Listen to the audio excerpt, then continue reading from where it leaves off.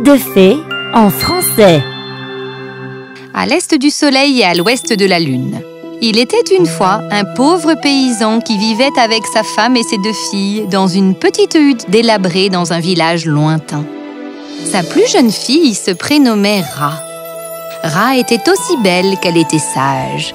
Elle emmenait paître la mule du fermier dans la forêt dès l'aube et chantait toute la journée aux oiseaux et aux fleurs. Elle ne revenait qu'au coucher du soleil. Un soir, alors qu'elle venait de rentrer et aidait sa mère à préparer une soupe, on frappa à la porte. Je vais y aller. Le paysan ouvrit la porte pour voir qu'un ours se tenait debout devant lui. S'il vous plaît, n'ayez pas peur, monsieur. Je ne vous ferai pas de mal. Qui est-ce, chérie? C'est rien. Que voulez-vous? Je vis dans un château au-delà des 3 montagnes. Je me sens seul là-bas. J'ai entendu votre fille chanter dans la forêt. Elle a vraiment la voix d'un ange. Si elle chantait pour moi tous les jours de l'année prochaine, je la payerais si généreusement que vous ne connaîtrez plus jamais la pauvreté et elle aura tout ce qu'elle désire. Comment puis-je confier ma fille à un ours? Comme vous pouvez le voir, je ne suis pas un ours ordinaire. Je vais m'assurer qu'elle soit bien traitée et heureuse. Ah, je dois d'abord lui demander. Attends une seconde. Alors le paysan retourna parler à sa famille. Notre fille n'ira pas avec un ours. Mais maman, il dit qu'il va nous payer grassement. Nous avons tant besoin de cet argent. Nous avons besoin de nouvelles mules, de réparations sur le toit, de nouvelles chaussures et des vêtements pour tout le monde. Mais tu demeureras loin de nous, Ra. Ce n'est que pour 1 an, maman. En plus, tu ne te souviens pas de la prophétie? Mais ça n'arrivera pas. On ne sait jamais. Mère, père, quelle prophétie? Juste quelque chose qu'un prophète a prédit qu'il arrivera quand tu auras 18 ans. Et tu as eu 18 ans la semaine dernière. De quoi s'agit-il? Lorsque tu auras 18 ans, tu entreprendras un voyage qui fera de toi une reine. Quoi? Non, de toute façon, je ne peux pas laisser ma fille partir avec un ours. Réfléchis. Si cet ours avait été dangereux, il nous aurait attaqués. Père a raison. Je crois que je dois y aller. Ra décida donc de suivre l'ours. L'ours lui demanda de s'asseoir sur son dos et de se tenir à sa fourrure alors qu'il traversait les 3 montagnes pour se rendre à son majestueux palais. Voilà.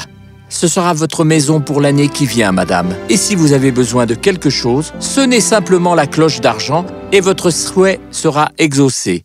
Mais s'il vous plaît, ne sortez pas dans le jardin après le coucher du soleil.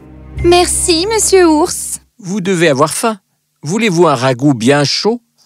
Oui, j'aimerais beaucoup. Ra mangea de bon appétit et ensuite demanda à se reposer car elle était très fatiguée. Ra sonna la cloche d'argent et immédiatement apparut le lit le plus confortable qui puisse exister, avec des coussins de soie blanche et or. Tous les matins, Ra chantait pour l'ours. Il s'asseyait et parlait tout au long de la journée. Mais l'ours disparaissait juste avant le coucher du soleil et ne lui disait jamais où il allait. Une nuit, Ra ne pouvait pas dormir. Elle sortit se promener dans le palais et elle entendit alors la plus belle musique qui avait jamais existé. Quelque part dans le jardin, près de la fontaine parfumée, quelqu'un jouait du violon. Elle ne pouvait pas voir qui c'était. Elle voulait sortir, mais elle se souvenait que l'ours lui avait demandé de ne pas venir dans le jardin après le coucher du soleil. Alors elle restait là où elle était, hypnotisée par la mélodie. Cela se poursuivit pendant des mois. Ra chantait pour l'ours le jour et la nuit, elle écoutait la musique venant du jardin. Aussi heureuse qu'elle était avec l'ours, sa famille lui manquait terriblement. Et elle devint triste. Un matin... Vos chansons étaient belles, mais elles étaient tristes aujourd'hui. Qu'est-ce qu'il y a? Est-ce que quelque chose vous tracasse? Ma famille me manque tellement. Cela fait des mois que je ne les ai pas vus. Je peux vous emmener les voir si vous voulez. Vraiment? Certainement. Mais vous devez me promettre que vous ne leur direz pas ce que vous avez vu ici. Je vous le promets. Ainsi, l'ours ramena Ra à la maison de son père, qui n'était plus une hutte délabrée, mais plutôt un grand manoir. Et il n'y avait plus aucun signe de pauvreté dans ce riche ménage. Ce fut une grande joie quand la famille se retrouva. « Mère, père !»« Ra, mon enfant, enfin je te revois après tout ce temps !»« Comment vas-tu, mon enfant? Et comment allez-vous, monsieur Ours? » « Je vais bien, monsieur. Je reviendrai demain pour la récupérer. Tu nous as tellement manqué. » « Et comment est-ce là-bas, Ra? Laisse-la donc manger en paix. Ra, viens dans la cuisine avec moi, s'il te plaît, et aide-moi à porter le dessert. Tu ne voulais pas la laisser terminer de manger? Finis donc ton plat, et puis viens avec moi, Ra. Ra, alors dis-moi, tout va bien pour toi? Y a-t-il quelque chose d'inhabituel qui se passe là-bas? Maman, tout va bien. J'en suis sûre. Tu as l'air bien, mais n'y aurait-il pas quelque chose d'inhabituel dans le manoir de l'ours? Ra avait une si forte envie de tout raconter à sa mère sur la musique mystérieuse que quelqu'un jouait tous les soirs, que dans l'impulsion du moment, elle en oublia que l'ours lui avait interdit d'en parler. Finalement, elle lui raconta tout. Eh bien, maintenant, quand tu retourneras au palais de l'ours, quand tu entendras la musique la nuit, cache-toi derrière la fontaine et reste-y jusqu'au lever du jour. Au moment où il vient y laver son visage, tu verras ainsi son reflet dans l'eau et tu sauras qui c'est. Mais mère, l'ours m'a interdit d'aller dans le jardin. Eh bien, tu es engagée pour chanter et non pas pour obéir au moindre de ses ordres. Fais ce que je te dis. Alors la nuit suivante, quand Ra revint au palais de l'ours, elle était fatiguée, mais elle resta éveillée en attendant que la musique commence.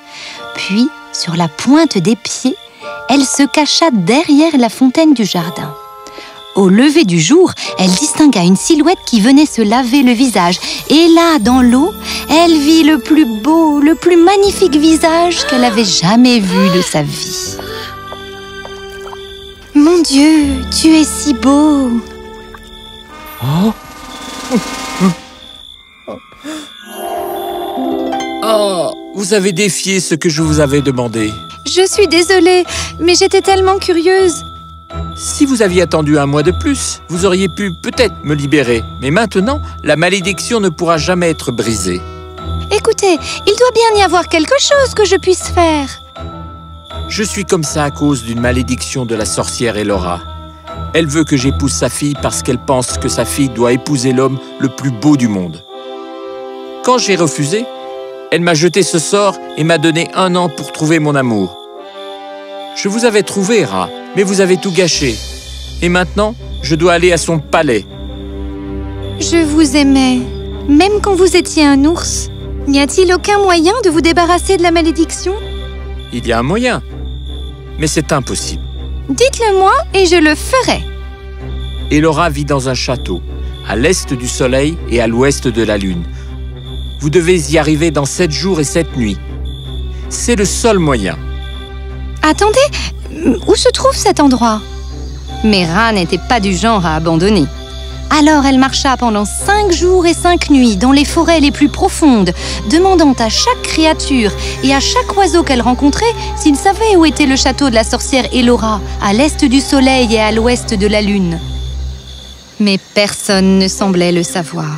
Le 6e jour, elle vit une dame. Vous recherchez le château de la sorcière Elora, Ra? Oui. Savez-vous où cela se trouve? On dit qu'il est à l'est du soleil et à l'ouest de la lune. Je ne sais pas où c'est, mais quelqu'un pourrait vous aider. Je pense que vous devriez aller à la maison du vent du Nord. Si quelqu'un le sait, c'est lui.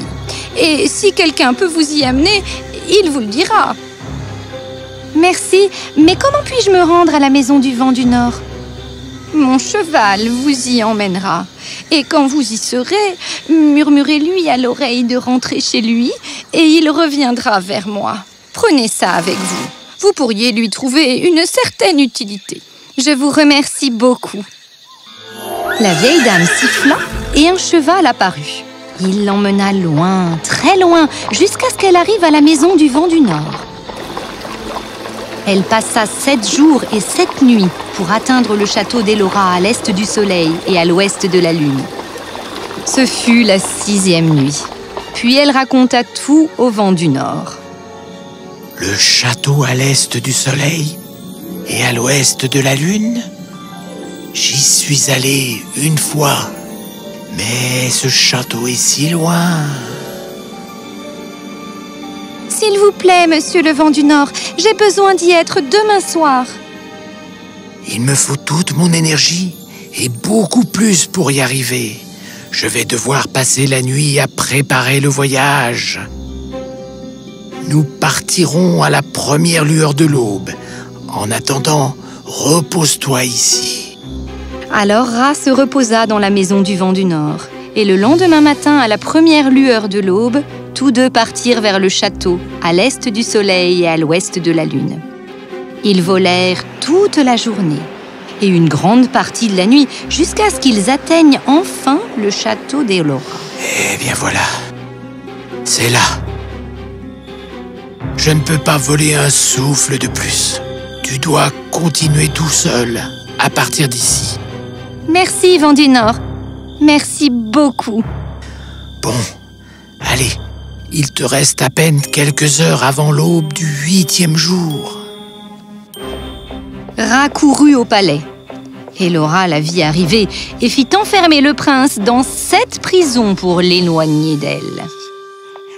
Je vois, tu es arrivé ici, mais tu n'as atteint que le château à l'est du soleil et à l'ouest de la lune, et non le prince. Dites-moi où il est. Dans 7 prisons. Si tu peux l'atteindre avant l'aube, nous verrons à propos de la malédiction. Emmenez-moi sur le lieu des prisons et que personne ne soit là. D'accord. Les gardes d'Elora la laissèrent devant les 7 prisons. Au sein de la 7e se trouvait le prince.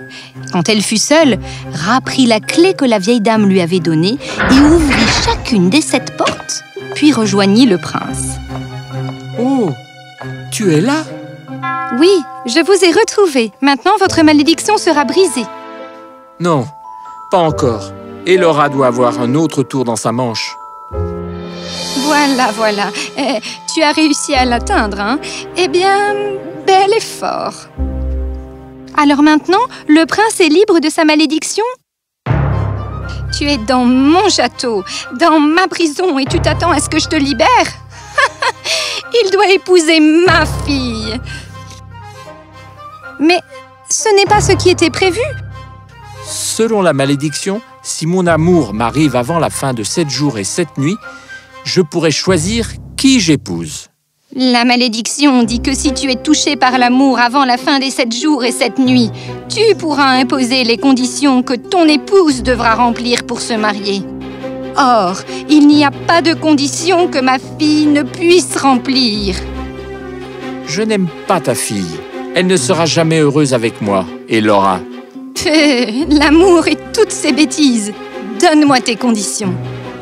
Alors, que l'amour soit la condition.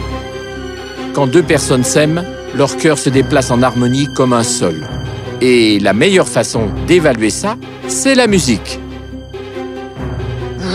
Ma fille chante magnifiquement. Condition acceptée. On fit en sorte que le prince eut son violon.